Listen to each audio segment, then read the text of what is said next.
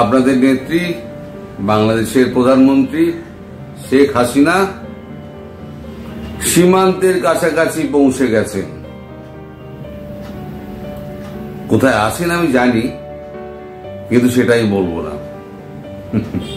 বুঝতেই পারছেন, সুরক্ষার কারণে সেটা বলা যাবে না। এখন তিনি সময় অপেক্ষা করছেন। আপনারা যে দীর্ঘ সময় পার করেছেন, 7 মাস 7.5 মাস, তার অন্তিম মুহূর্ত এসে উপস্থিত হয়েছে এবং আপনারা নিশ্চিন্ত থাকুন, কয়েকদিনের মধ্যে অবস্থার সম্পূর্ণ পরিবর্তন হবে এবং আপনারা দেখতে পাবেন যে একটা পরিবর্তিত বাংলাদেশ, যেখানে আবার সূর্যোদয় আবার নতুন করে হবে। এখন গতকালকে সেনাপ্রধান একটা মিটিং করেছেন, আজকে আবার একটা মিটিং হচ্ছে। সেই মিটিংয়ে সমস্ত কোর কমান্ডার যারা রয়েছেন জিওসিউসি, তাদেরকে ডাকা হয়েছে, বিভিন্ন দপ্তরের লোকেদের ডাকা হয়েছে। এখন এই নিয়ে প্রচুর মিটিং চলছে। গতকাল রাত থেকে বিভিন্ন ক্যান্টনমেন্ট থেকে সমস্ত সেনারা ধীরে ধীরে ঢাকার উদ্দেশ্যে রওনা হয়েছেন। কিছু ঢাকায় পৌঁছেছেন, কিছু মাঝপথে রয়েছেন, কিছু রওনা হচ্ছেন। আশা করা যাচ্ছে আজকে রাত থেকে ফুল দমে অ্যাকশন শুরু হয়ে যাবে এবং সবথেকে বড় যেটা বলার বিষয় সেটা হচ্ছে, আজ অথবা কাল যে কোনো দিন সেনাবাহিনী ওয়াকারুজ্জামান জেনারেল তিনি হাতে ক্ষমতা নিয়ে নিচ্ছেন। ইতিমধ্যে সমস্ত এয়ারপোর্টগুলো বিমান বাহিনীর সৈন্যরা সব দখল নিয়ে নিয়েছে। কোনো বিমান তাদের অনুমতি ছাড়া দেশ ছাড়তে পারবে না, কিন্তু বিমান নামতে পারবে। যাত্রীরা যারা আসবেন তারা নির্বিঘ্নে যাতে ঢুকতে পারেন তার ব্যবস্থা করা হচ্ছে। এই যে আগামী 2 দিন এই যে চলবে, এই আন্দাজটা সারজিৎ, হাসনাত, এই যত ল্যাজমোটা সমন্বয় ছিল না, সব পেয়ে গেছিল।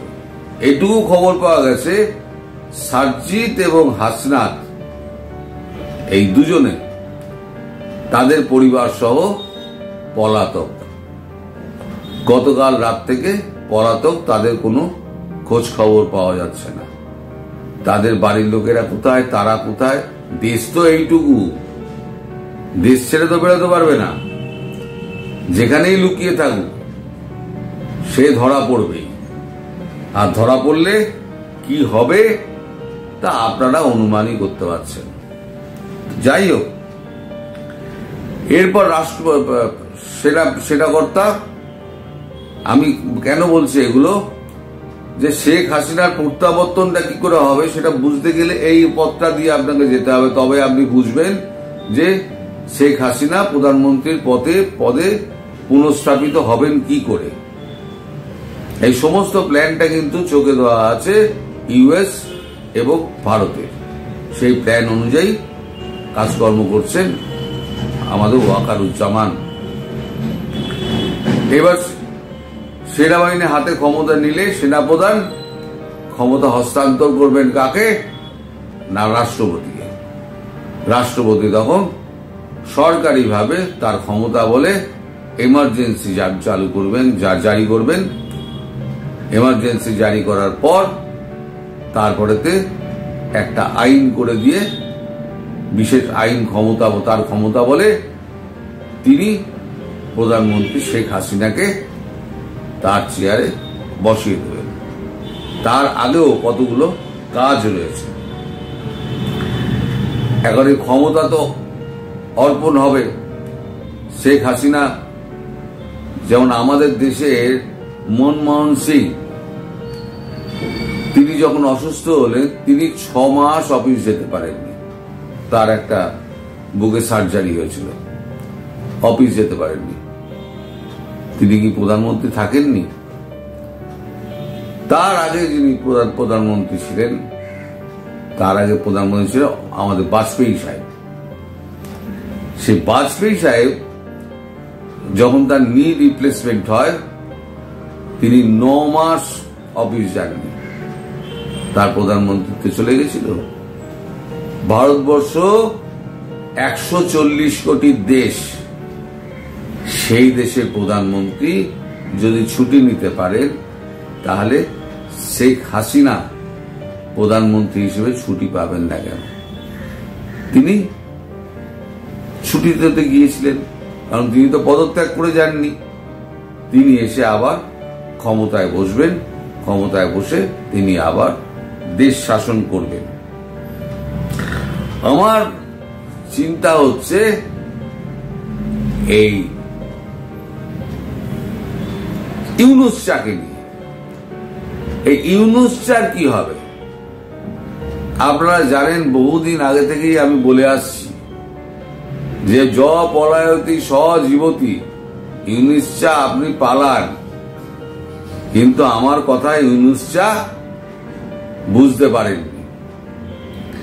এবং তিনি যে দরবার করছেন ভারতবর্ষের কাছে যে একবার দেখা করার জন্য, সে টাইম উনি পাবেন না মনে হচ্ছে পাবেন না।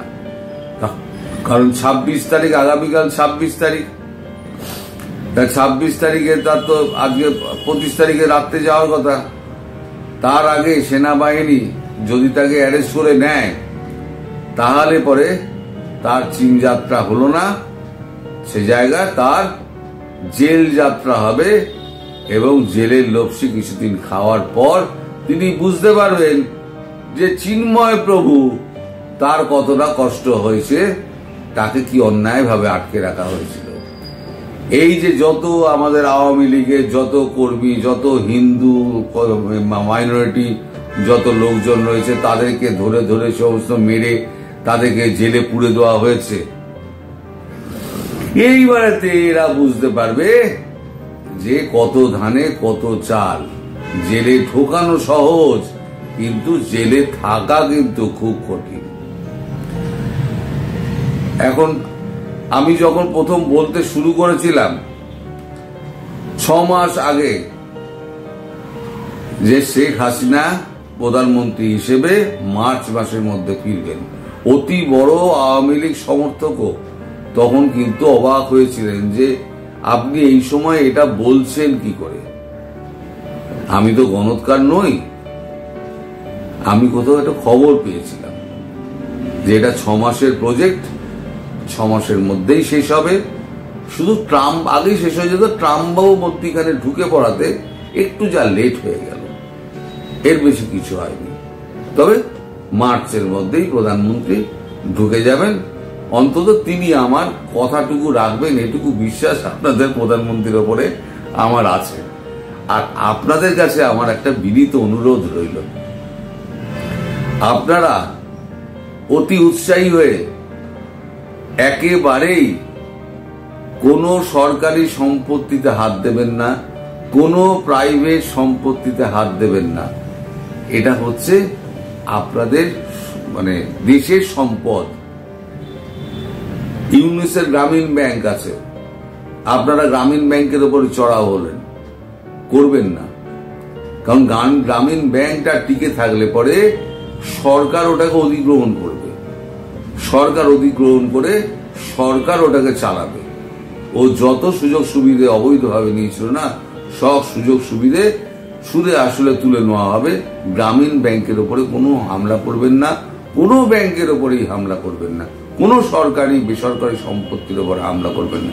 আপনাদের বুঝিয়ে দিতে হবে ওদের জাত কি আর আপনাদের জাত কি। বাকি যা আছে সে বুঝে নিন, কিন্তু বাস জ্বালানো, দোকান জ্বালানো, দোকান পুড়িয়ে দেওয়া, বাড়ি পুড়িয়ে দেওয়া, এই জিনিসগুলো করে দেশের সম্পত্তি নষ্ট, অনেক সম্পত্তি নষ্ট হয়েছে, অনেক সম্পত্তি নষ্ট হয়েছে। অনেক লোক বেকার হয়েছে, আর বেকারের সংখ্যা বাড়াবেন না। আপনারা সঠিক পথে থাকুন, সঠিক নেতৃত্ব এবার মানে একটা পরিশ্রুত একটা নেতৃত্ব নিয়ে আসছেন আমাদের আপনার প্রধানমন্ত্রী শেখ হাসিনা। তার উপরে আস্থা রাখুন। সেই পরিশ্রুত নেতা নেত্রী যারা আসবেন তারা মানে ক্ষেত্রে স্বনামধন্য, তারা এসে দেশের হাল ধরবেন। পেছনে ভারত থাকবে, 2 বছর লাগবে এই বাংলাদেশকে আবার পুনরায় তার জায়গায় ফিরিয়ে নিয়ে যেতে। ততদিন পর্যন্ত আপনারা একটুখানি শান্ত থাকুন, উৎসাহের জেরে এমন কিছু করবেন না যাতে আপনাদের গায়ে জামাত আর হিজবুতির মতো স্ট্যাম্প লেগে যায়। আপনারা সবাই ভালো থাকবেন, সুস্থ থাকবেন, সাবধানে থাকবেন। নমস্কার।